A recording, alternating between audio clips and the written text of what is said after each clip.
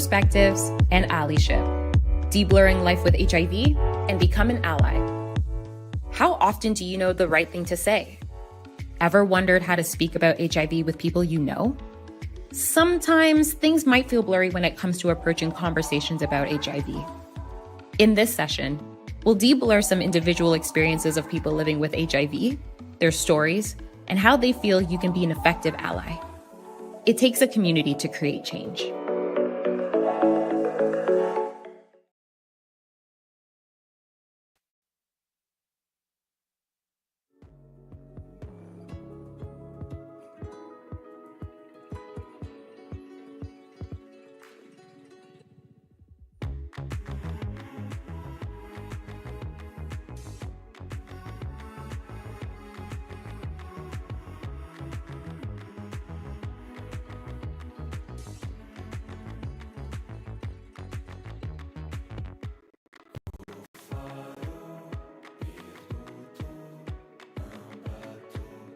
Hello, hello. I hope you guys are enjoying your new tables, getting real acquainted. Our next session is all about positive perspectives and allyship, exploring life with HIV and how we can all be better allies. Excited to welcome our three incredible speakers for this session to the stages. Axel, founder of the hashtag Working Positively, senior IBM manager and advocate for allyship in professional workplaces. Safira Nalugo, a youth advocate and champion for women's health. Zachary Wilmore, an LGBTQ+ advocate and content creator. To get our audience thinking, we are going to do some short Mentimeters as a teaser to what they might be speaking about, okay? Cool. I'm sorry, you guys missed the part where we welcome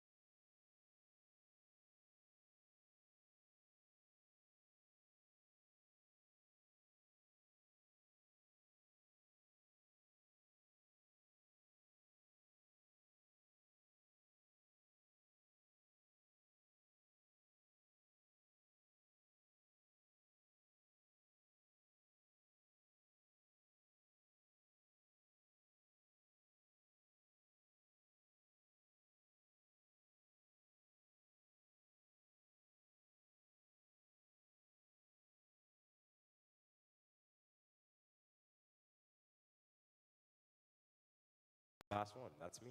Hello. So, Zach, would you like to share your brief reaction to the audience's answers to the teaser of your spotlight of your speech? Your speech, sorry. Oh, could you repeat the question one more time? Yes. Zach, would you like to share your brief reaction to our audience's answers as a teaser to your spotlight speech? Yes. I think. Oh, I go do my spotlight speech. Yeah, Okay. yeah. Absolutely. Wait 1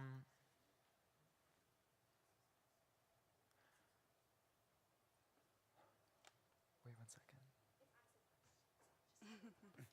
Sorry, we're actually going to start with Axel. Sorry about that, Zach. Sorry, no, don't even worry.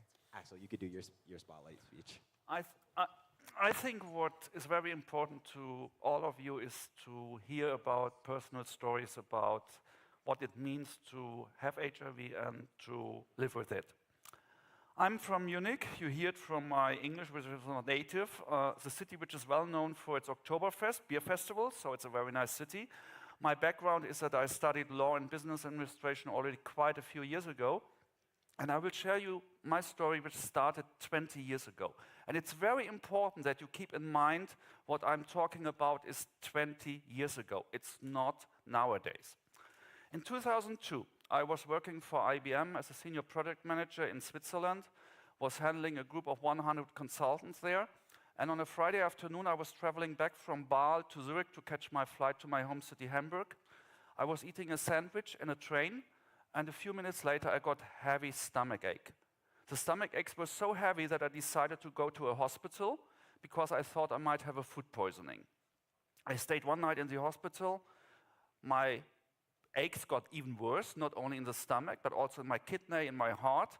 And as in Switzerland at that time, people had to pay everything in advance for treatment. I was not able to pay 5,000 Swiss francs for treatment there.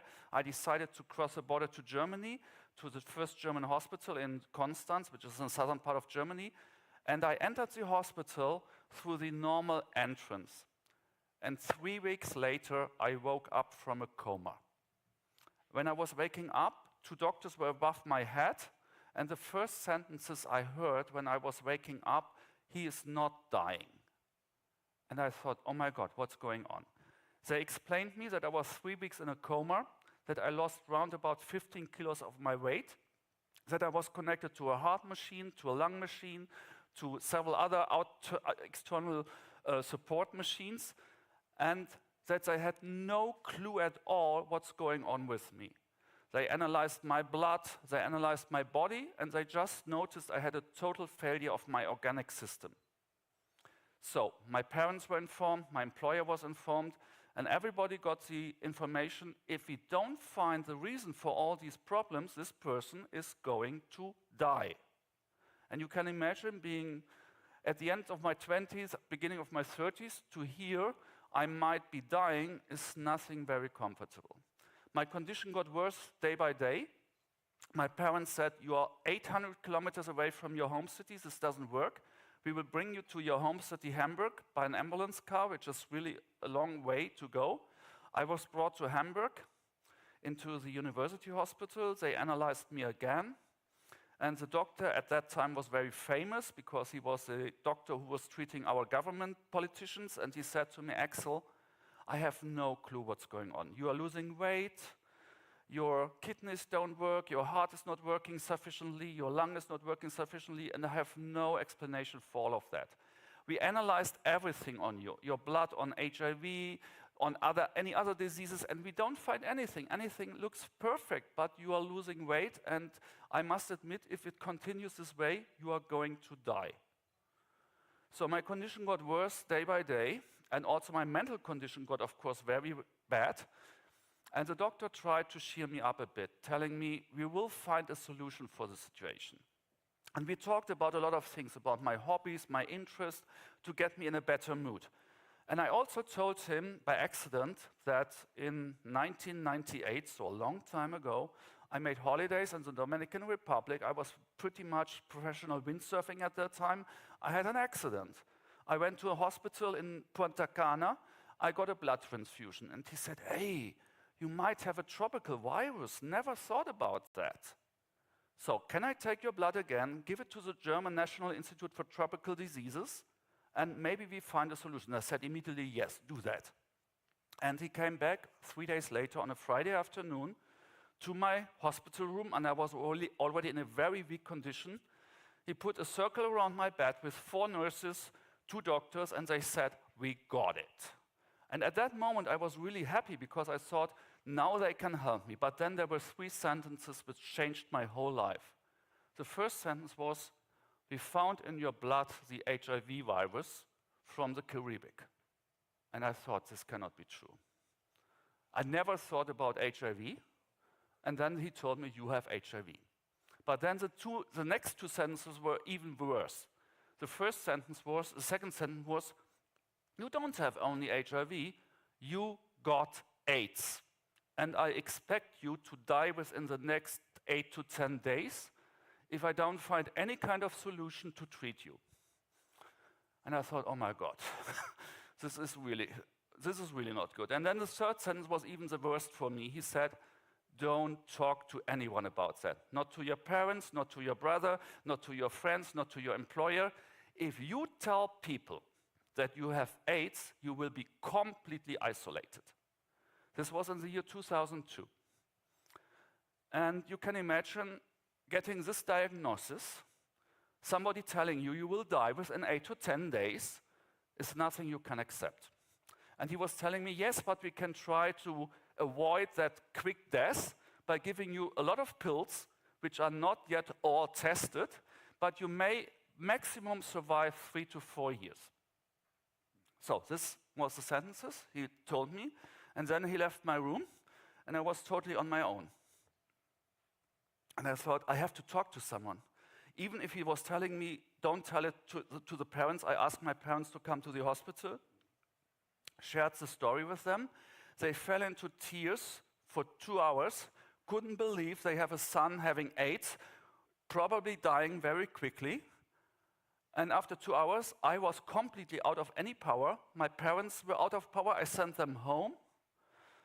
And 3 hours later, I called my mom and said, Mom, did you understand what the situation looks like? Yes. I have a son who has AIDS, who may die within the next 8 to 10 days. But I have to tell you, your father just got a heart attack, is in the same hospital as you, and if I'm unlucky, my husband and my son will pass away at the same time. At that time, I was for myself clear. I have to fight, not only for my own life, but also for my family. So I decided to take all these non-tested pills at that time. It was 15 pills with horrible side effects. It took me 3 to 4 months to stabilize my immune system, to get the virus load down. And at that time, I was one of the very few lucky persons who succeeded getting back from AIDS to HIV positive. It took then more months to reduce the virus load to undetectable, unnotable in my blood. And you can see, and I talk about that in the workshop in the afternoon, I'm still alive, and I'm willing to live more years. And the story is now 22 years ago. Nowadays, what happened to me cannot happen, to make that sure. Nobody can ever again be infected by a blood transfusion. But at that time, this was possible. This was my story. Thank you.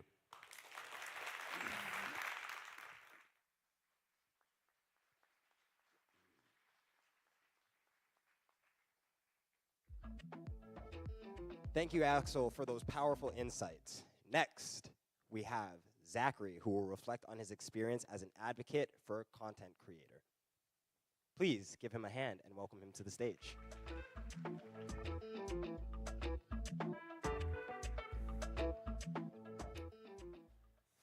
When I was diagnosed with HIV, I was a freshman in college. It was my first year away from my small city in Missouri, and I was new to life. For about 2 weeks before I knew what was wrong with me, I was throwing up every morning, and I barely had enough energy to make it out of bed. I went to the doctors many times to get x-rays and throat swabs, but they couldn't find anything until they took an STI test. I remember getting a call from my doctor telling me that I needed to come into the office and the world seemed to stand still when they told me that I was diagnosed with HIV.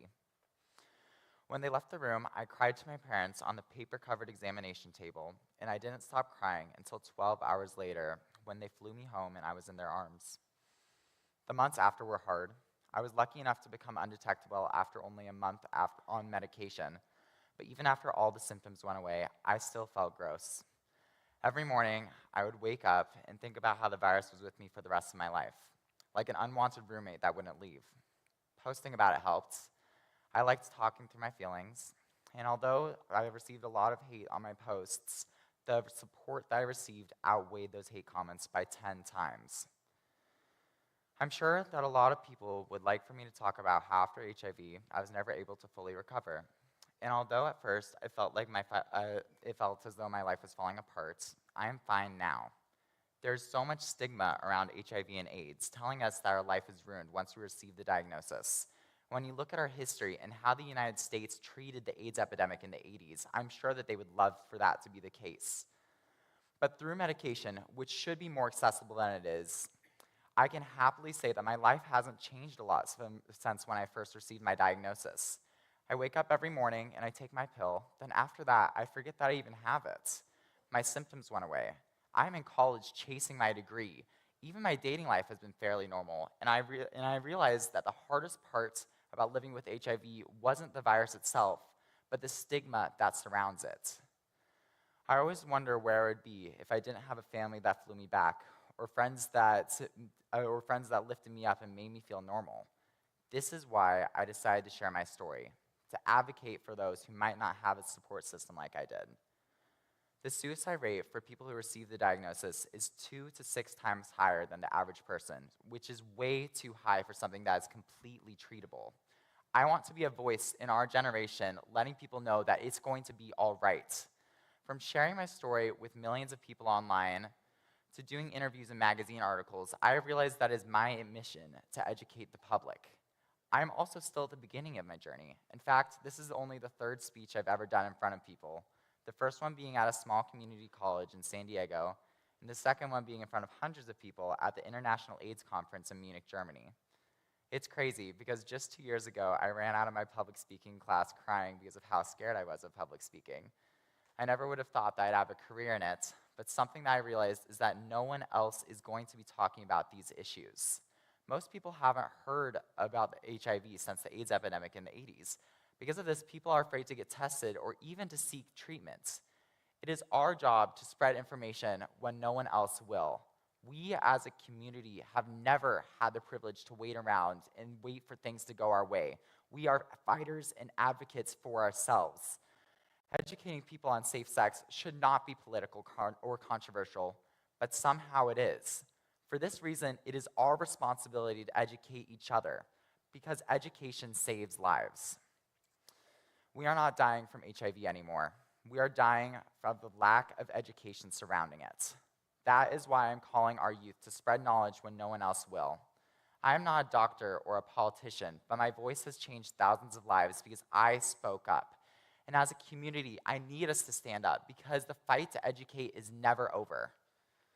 Thank you.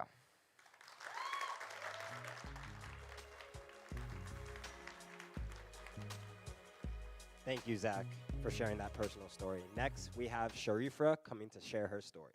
Please welcome her to the stage. Hi, everyone. So we are going to start with a simple exercise. It has been, so I want you to stand up, go shake or hug a person next to you or anyone that you feel like. Let's start with that. Thank you. I like that everyone is involving.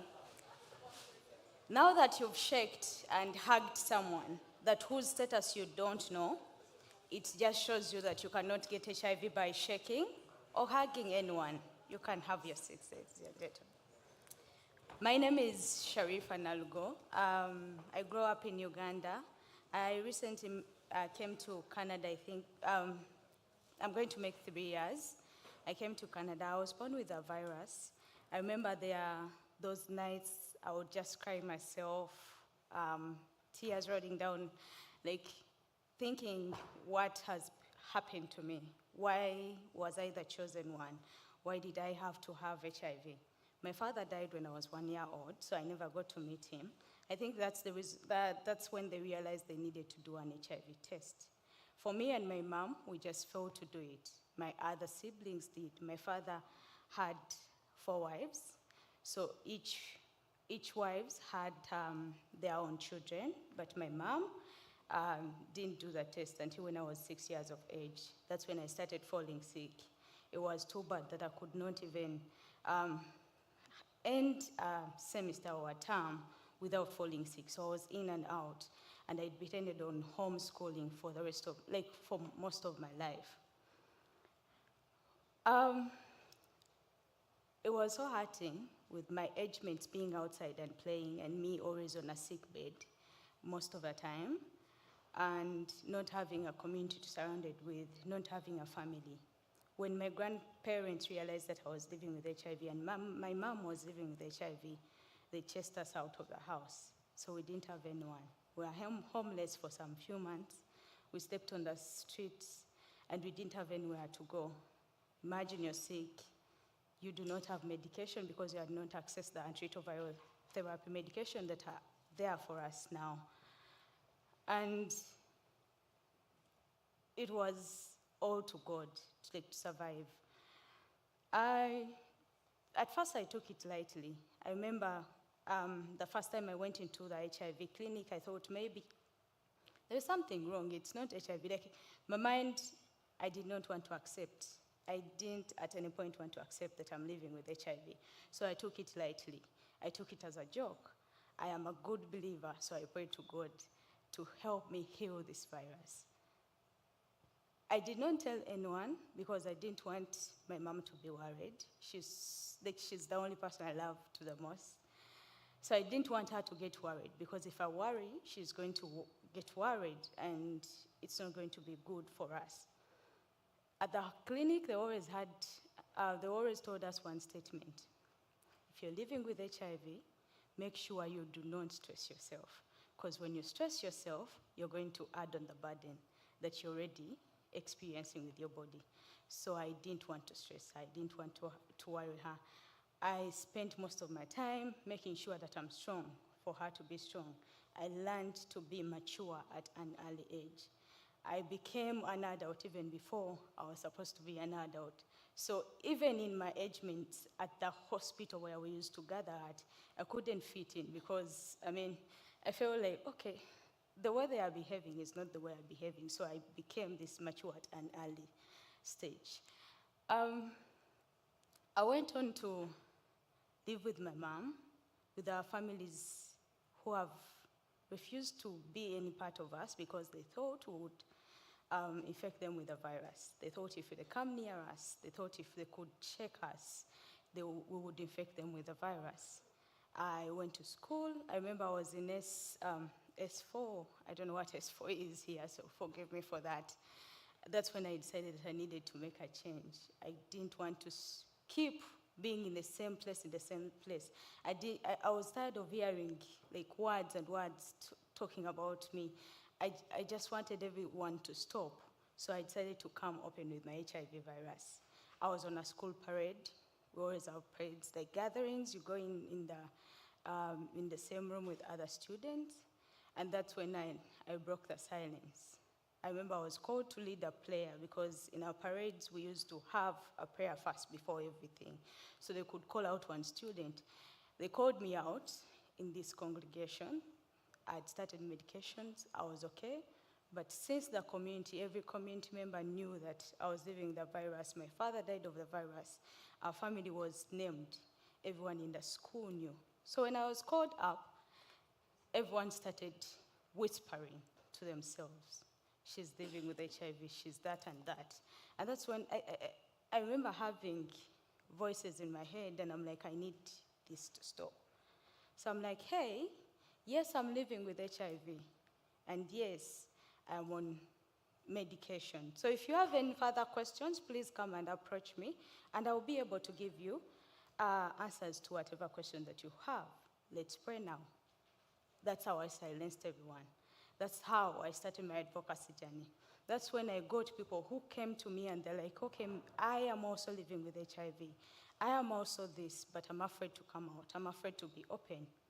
I contested for Miss Young People Living with HIV. It's a beauty pageant, like the way you see Miss World. It is in Uganda, and I'm glad to say I was the first Miss Young People Living with HIV. When I look back at my life, when I look back at the way I was stigmatized in the beginning, I wish I spoke out earlier. I wish I was able to stop whatever people were talking about me. I wish my mom went on medication early. We wouldn't be the name of the town. So before I leave this stage, I want us to do one thing, to remember one thing. If you do not remember any of the speeches that we say out here, just remember that you yourself have the power to change whatever happens on a person living with HIV. You do not have to be living with HIV, and of course we don't want you to sympathize. We don't want you to give us your sympathy. We want you to see us like the way you see yourself. We want you to see us like the way you see any other person. Don't look at us and start feeling pity. We are not telling you these stories for you to feel pity on us. We don't want that. We want you to stand with us and see us as you, and we will be able to take all our HIV medications and protect you from getting the virus. Because together, we can end HIV. Thank you very much.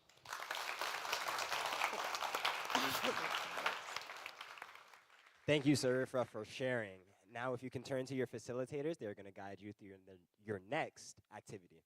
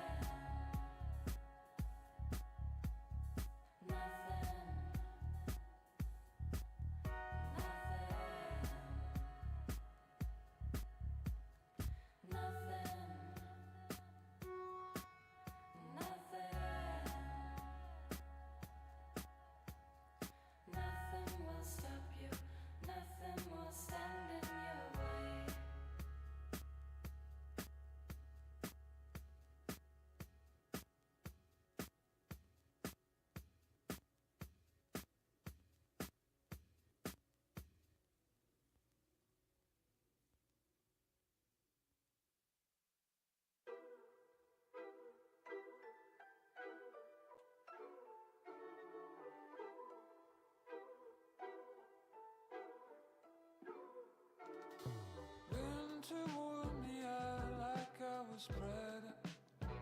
Threw up on me when the night was through.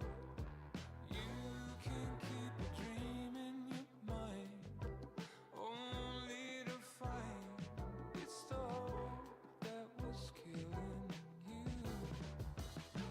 But you arrived like sunlight in the gloom, burned off the haze when the year was still new, keeping me going higher, so up like July, July, and July's still coming. It's made real by the things that you do. And July, July, and July's still coming. Just knowing it's getting me through. And you can go to work until your disaster, babe. Build your temples of sound and stone. Put in all of their time, only to find by the end that your God has flown. Or all alone, he sank like a stone, took root where we fell and started to grow, blooming beyond us like the promise of July, July, and July's still coming. It's made real by the things that you do. And July, July, and July's still coming. Just knowing it's getting me through. July, July, and July's still coming. It's made real by the things that you do. And July, July, and July's still coming. Just knowing it's getting me through.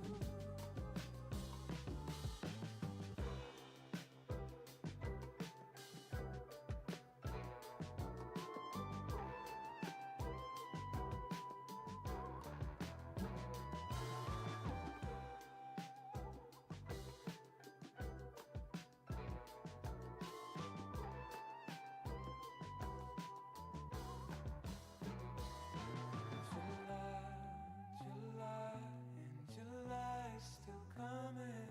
It's made real by the things you do. And July, July, and July's still coming. Just knowing it's getting me through.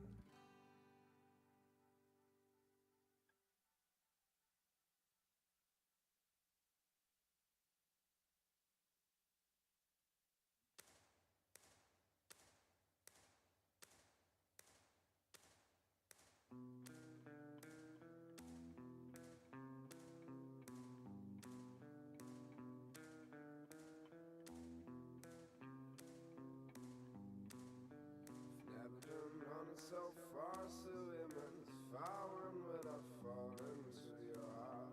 Want to try to stand the pain of my time, hurts and feet. What about you, your drunken soul?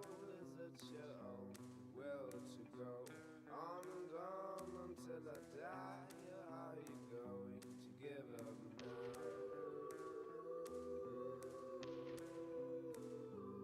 Give up now. Give up now. Give up now.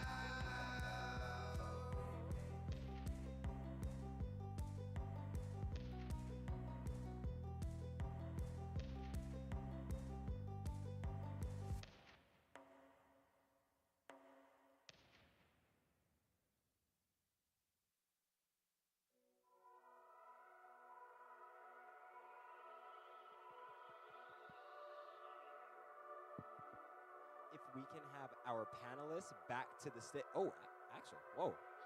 All right, he was on that. If we can have our panelists back on the stage, we're going to have a group discussion to just discuss some of the ideas that our leaders came up with. Where is Zach and Sharifra? They might actually already be backstage. Monsieur Zach and Mademoiselle Sarifa. Wherefore art thou? Oh! There is thou. There's one. Was Sarifa with you? Is Sarifa with you? Darn. Okay. Un momento, por favor.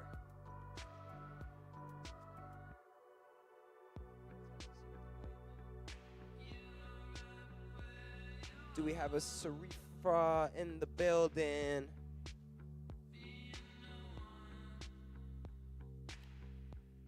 Cool. Sounds good. Okay. Facilitators, if we can discuss some of the ideas that you and your group were able to come up with, we're going to be passing around a mic. And any questions for our panelists while they're up here and we have them, I'm sure they'd be welcome to that. No ideas? I'm going to have to pick one. I'm just going to, okay. Hi, Hello. how are you? Good, how are you? Okay, so does anybody from my group want to talk instead of me? Do any of you want to say your experience and what we learned from this activity? No? Should I? You want to? Yeah. Yeah. We had a really awesome conversation at our table. It was really fun. We gave a little bit about our personal experiences with learning and advocacy, and we talked about our hopes for the future, how we wanted to, around our table, a lot of people wanted to talk to their friends more, using especially like the vocab that they learned this weekend. So yeah, we had a really good time. Sounds like you guys bonded a lot. Yeah, we did. It was nice. I'm glad to hear that. Anybody else? If nobody raises their hand, I'll just pick a group. Hey, I see you. I'm going to pick you anyways. Oh, okay. So we have two people in our group who would like to share. I don't want to take away from them. They had beautiful insights. So I'll pass it over to Samantha. Hello there. My name's Samantha. My pronouns are she, her. For my question, I was asked about, sorry, what was the question again? About how the string theory made you feel. Oh, yeah. I was talking about how, from my experience of, dealing with, or my knowledge about AIDS is, I don't know if you know, I'm from Saskatchewan, and we don't really talk about AIDS or HIV very much. It's heavily stigmatized still there. And I was just saying that, I believe that you can only shoulder so much as a single individual. My answer was that, as a community, you can do so much more, or that by building bonds, you can achieve a lot more. It's a lot easier to shun and silence one individual, but it's a lot harder to shun and silence a community, was basically my answer. Yeah. Hey, yeah, that deserves a round of applause. Thank you for sharing. Appreciate that. Who's next? We have a volunteer? Sure. Yes! Very confident, sure. Hi there. Is it okay if we have a representative here to share their thoughts? And if we could ask a panelist a question? Absolutely not. Of course. Come on, we welcome that.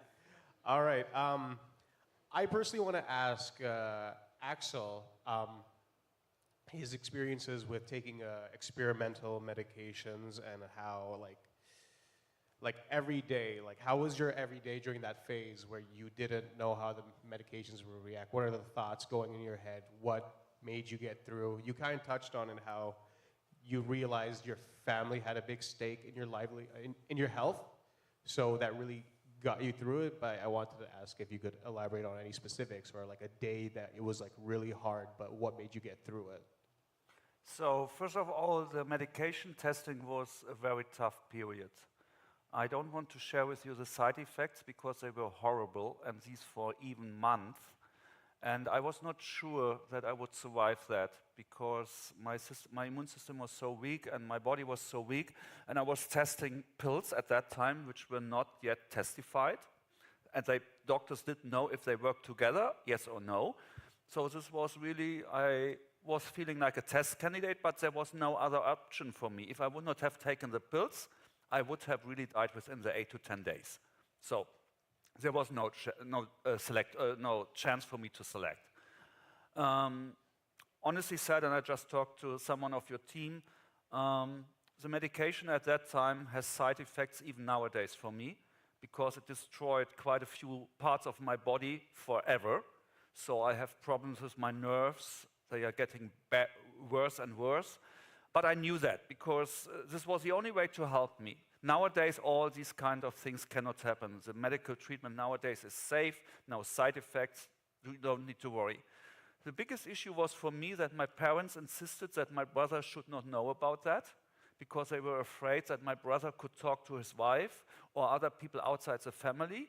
So they insisted my brother should not be informed about my disease, which was a big, big challenge for me until my brother died. He died very early, already 5 years after my diagnosis. He never knew that he had a brother who has HIV. So this was a big challenge for me. And one thing, 2 words I would like to mention to you all. There's a huge difference between AIDS and HIV. Always try not to mix these 2 things, because HIV is a disease which you can handle. AIDS, normally, people will die, to say that very clearly. And secondly, about stigma, it doesn't matter how you get HIV. Don't make the person feel guilty. There is no reason for no one to feel guilty if she or he has HIV. Thank you very much.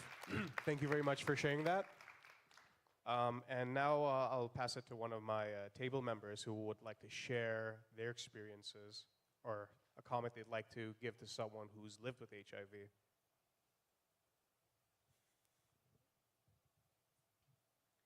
So at our table over here, we talked a lot about access to resources in various communities. Pardon me. Lots of us come from rural communities. So we were talking about access to resources and how heavy the stigma can be in rural communities. We also talked about how we can have more art come through the way we talk with HIV. We also talked about, what else did we talk about, y'all? Yeah, just getting the word out there and making sure we're spreading like proper information, not like spreading misinformation. And actually, a question I had for y'all was just, what are things that like have really just brought you joy in your life in the past little while? Do you want to start? Do you want to start? Let's go with that. I've always made my own joy in life. So I find things that are beautiful. I buy myself fresh cut flowers every 2 weeks when I go to the grocery store so that I can replace them. I go to art museums. I really take pleasure in the dainty, pretty things in life. And if I can incorporate as many of those into my life as I can, then I feel like I'm on the right track.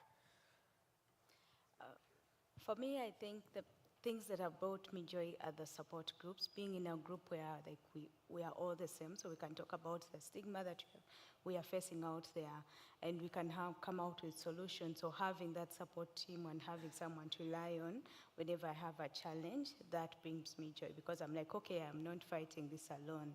There are like a zillion people that I can rely on, and together we can move forward and excel.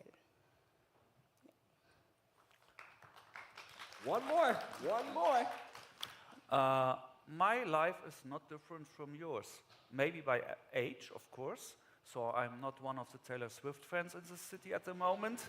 But I have a normal life. So I'm married, I have a work, I have my hobbies, I have my interests. There is no difference in my life with ups and downs as yours.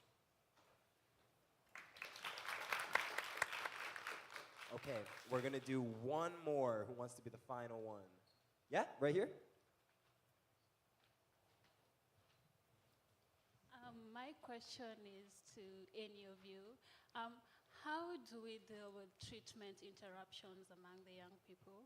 You find you talk to young people who are living with HIV and they're like, oh, I'm just tired of taking my medication. And this is one of the major or lead cause in increased HIV infections among young people. So how have you being able to take your medication consistently without getting tired?